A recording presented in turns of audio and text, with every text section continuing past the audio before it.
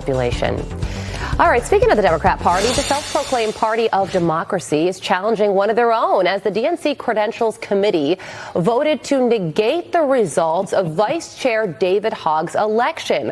While the vote centered on a, quote, procedural error, Hogg says it was more, saying, quote, it is also impossible to ignore the broader context of my work to reform the party, which loomed large over this vote. The DNC has pledged to remove me, and this vote has provided an avenue to fast-track that effort. Fox News contributor and senior writer for the Washington Examiner, Joe Concha, joins us now. Joe, if Democrats cannot run an election to select the leaders within their own party, one, what does that say of their chances of defeating the other team, i.e. the Republicans, in 2026? But also, should Democrats really be the one lecturing all of us on things like voter ID, voter rights, secure elections, and the like? Yeah. Oh, boy, Todd, great questions. Well, to answer your second one, never again can any Democrat say with a straight face that they stand first and foremost for democracy and do what they just did to David Hogg, who, by the way, was a horrible choice. I've written about it in the Examiner. I've talked about it on Fox, this show, repeatedly. But this is not how to right a wrong. This is cowardly. It's downright out of the Soviet playbook. Remember, they installed Kamala Harris as the nominee without one vote from the public. And now this ridiculous, it was like, oh, can we get a do-over after David Hogg wasn't saying some of the things that they wanted to hear as a party? And apparently, Todd and Carly, he was removed due to a violation of Democratic Party rules requiring, quote, gender diversity for party officers, unquote. In other words, don't choose the best candidate. A bunch of boxes have to be checked off in the name of, unhinged wokeism. And this is why the Democratic Party is as popular as shingles right now. 21% approval. With the number one calling card being save democracy, all while destroying it from within its own party. So, Todd, that's the answer to your first question. They can't lecture anybody again on this stuff when they are the last people that are... Want to really see something that said, take a look at what happened. Hey. Why this beat so cold? We will make America proud again. When you try to kill our we will make America wealthy again. And yes, together, we will make America great again. It just gets worse and worse. For Democrats, it just gets worse.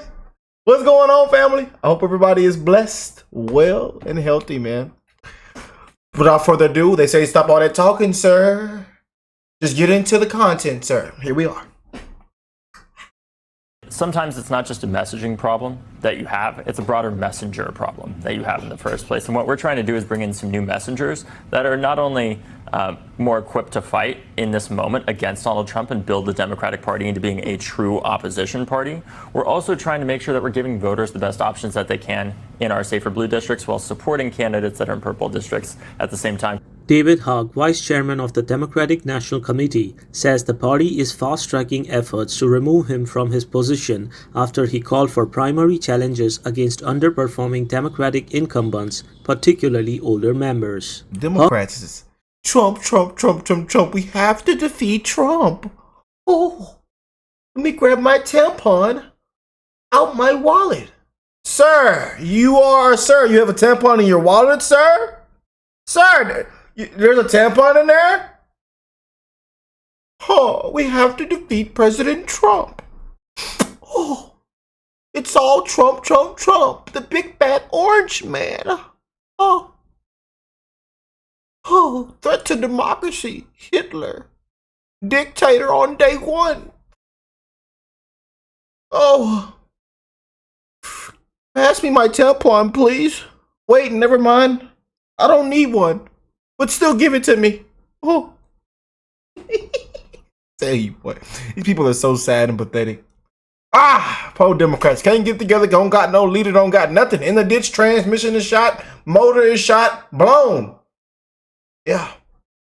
Then ran this sucker into the ground. President Trump had a mess.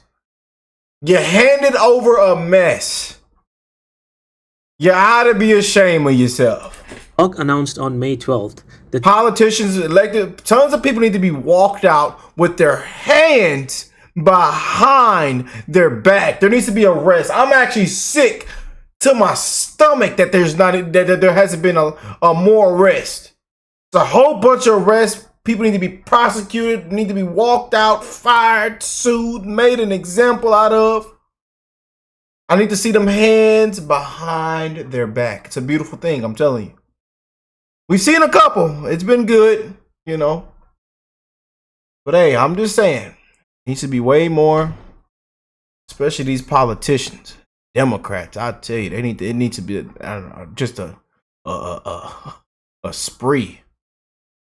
We just go one by one. The DNC has begun formal steps to oust him, citing a procedural issue with the February election in which he won his seat.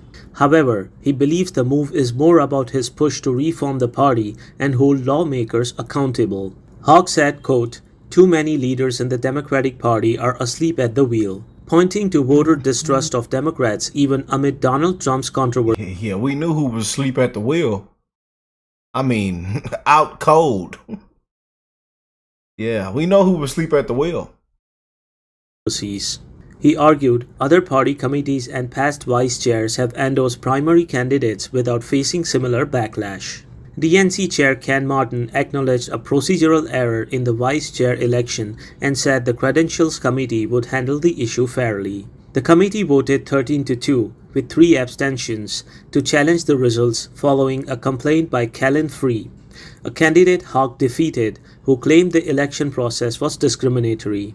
Despite the turmoil, Martin thanked both Hogg and co-vice chair Malcolm Kenyatta for their service and emphasized fairness in the review process. Hogg, meanwhile, insists his goal remains the same: to make the Democratic Party better by challenging the status quo. You know, in all honesty, I'm not sure anybody actually cares about David Hogg or Kenyatta. I'm not sure the other individual is. But the Democrats, the DNC, held a procedural vote to remove David Hogg as vice chair. You see, David Hogg told a bunch of incumbent Democrats, "We are going to primary you."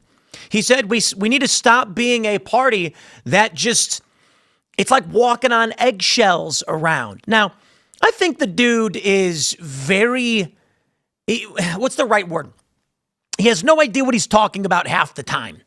Like when it came to Kilmar Abrego Garcia, and in order to maintain the woke cult-like adherence to his orthodoxy, he says he was not an MS-13 gang member, and you damn well know it. Oh boy. You know, my friends, we're planning a LibVCon trivia night for Culture War Live, where we're going to dedicate a portion of the show to a trivia game show where liberals and conservatives must answer questions about politics. And an example of one of the questions we'd use is going to be, in which year was Kilmar Abrego Garcia adjudicated as an MS-13 gang member? And, of course, the liberals are going to be like, that's a trick question. He never was. And the answer, of course, is 2019. The answer was 2019. A judge found him to be a member of MS-13. We are not saying, we are not asserting whether it's true or not. The question was, when was it adjudicated as such? You see, these people don't know what they're talking about half the time. But anyway, I digress. The funny thing about the story is that the Democrats are in, well, a civil war. There, I said it. But the thing is, they need to unify around a core set of ideals that's going to win them the midterm elections and win them 2028. And it appears they don't have any. Not even David Hogg could try to come in and say, let's try to win back young men. They were like, nah, you got to go. That's funny. Not even David Hogg could make it in. The DNC is garbage. It's always been garbage. But these people, you know, I'll tell you, I feel bad for David Hogg a little bit. Look, these young people, they're naive. I remember when Bernie Sanders was running and I was all like, oh boy, Bernie Sanders. And then the superdelegates came in and said, nah. I remember Obama. And I think, what was it like? Hillary could have won, but the superdelegates said, we're going to go with Obama instead. And she was all pissed. The Democratic Party doesn't actually have a democratic process for elections. They choose who will win who's going to win through resources, and then they can put their thumb on the scale with super delegates, people who get to vote just because they're in positions of authority and elite power. Well, see, people like David Hogg don't really understand how the system works. They think the Democratic Party will allow you to vote your way in. The funny thing is, the Republican Party largely does. I mean, they'll try and stop you. They'll play dirty games, not like the Democrats do with superdelegates. So Donald Trump actually ended up winning, and they were pissed about it, but he still did. Look at Bernie Sanders. Yeah, he ain't winning nothing. The moment Bernie walked up and said, I'd like to be president, they were like, yeah, that's literally never going to happen. Here's a story from the New York Times. DNC takes step to void the election of Hogg and Kenyatta as vice chairs. The Credentials Committee of the DNC voted on Monday to void the results of the internal party vote that made David Hogg a party vice chair, ruling that the election had not followed proper parliamentary procedures. The decision, which came after roughly 3 hours of internal debate and one tie vote, will put the issue before the full body of the Democratic National Committee. It must decide whether to force Mr. Hogg and a second vice chair, Malcolm Kenyatta, to run again in another election later this year. Hogg, an outspoken survivor of Parkland, this we know, plans to spend up to $20 million through another organization he heads, Leaders We Deserve, on primary campaigns against incumbent Democrats. Ken Martin, the party chairman, has said it is inappropriate for Mr. Hogg to intervene in primaries while serving as a party official. That's correct. And has recommended changing the party's bylaws to force him to sign a neutrality pledge. You see, this is the funny thing. Maybe David Hogg really does get it. He's like, once I get into the DNC, I will overtly tell the candidates what they can and cannot do, and we will pledge money to destroy you. I think maybe he does get it. They're going to say that Mr. Hogg's plans to engage in the ruling committee on Monday was not technically related to Hogg's plans to engage in primaries. Instead, it was the result of a complaint by Kaylin Free, one of the losing candidates in the vice chair race. Ms. Free said the party had wrongly combined two separate questions into a single vote, putting at a disadvantage the female candidates because of the party's gender parity rules. In a statement, Mr. Hogg acknowledged the decision was made on procedural grounds, but said, it is also impossible to ignore the broader context of my work to reform the party, which loomed large over this vote. The DNC has pledged to remove me, and this vote has provided an avenue to fast track that effort. Indeed, they did. Yep. Because was it Dick Durbin out of Illinois? He's retiring. Yeah, because David Hogg said, we're going to come after all you guys. And he's probably thinking, I'm going to leave on a high note. Not going to stick around to see if they try and destroy my credibility or my background, impugn my honor. I'm just getting out. And I think the institution of the DNC said, we do not want this. We want to keep the power we have, and we don't want young upstarts coming in. So here's the funny thing.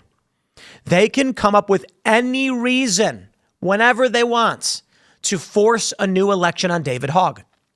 Now, if David Hogg's move is unpopular for these primaries, he will lose come the next election. They didn't vote to outright remove him, by the way. They did vote to begin the process of removing him. Mr. Kenyatta expressed frustration on social media, both at the committee's decision and all the attention on Mr. Hogg, noting that he had won 298 votes to 214 and a half. You get a half vote for Mr. Hogg. He called the decision a slap in my face. Democrats, y'all need to just vote everybody out. I'm just saying. Tons of these Democrats need to be voted out, removed, expelled from Congress. I mean, tons of these mayors, governors, they you know what? They honestly ought to be walked out in handcuffs. I'm just saying.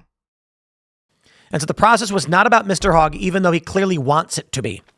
In a statement, Mr. Martin said, I am disappointed to learn that before I became chair, there was a procedural error in the February vice chair elections. The Credentials Committee has issued their recommendations, and I trust DNC members will carefully review the committee resolution and resolve this matter fairly. Mr. Hogg's intention to engage in primaries was not the subject of the discussion on Monday, which turned on arcane parliamentary procedures, blah, blah, blah.